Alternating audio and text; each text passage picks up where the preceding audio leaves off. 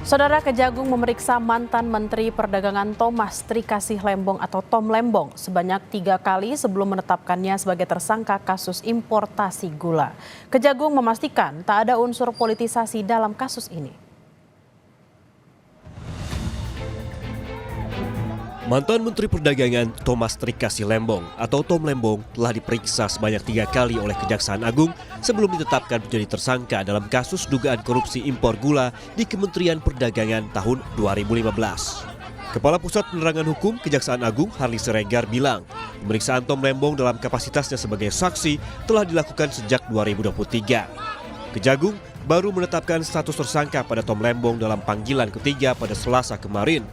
Penetapan Tom Lembong sebagai tersangka ini menimbulkan pertanyaan sejumlah pihak karena pengusutannya baru terbuka setelah 9 tahun.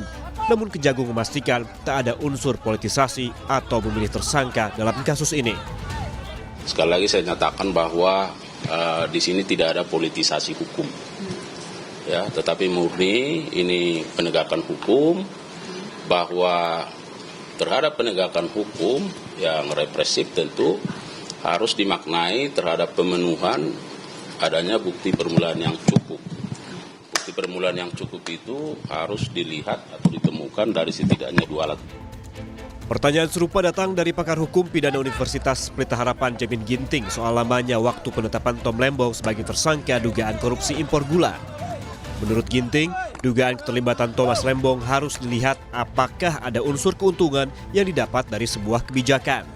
Satu hal yang perlu kita perhatikan adalah apakah Tom Lembong ini mendapatkan keuntungan dari perbuatan kebijakan yang dalam tanda petik dianggap sebagai suatu tindak pidana korupsi.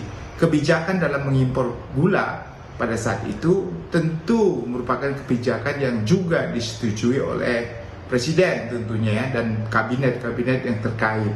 Nah, kalau kebijakan itu sudah disetujui, sudah disahkan, saya kira untuk tindak pidana korupsinya kecil sekali karena itu kan kebijakan.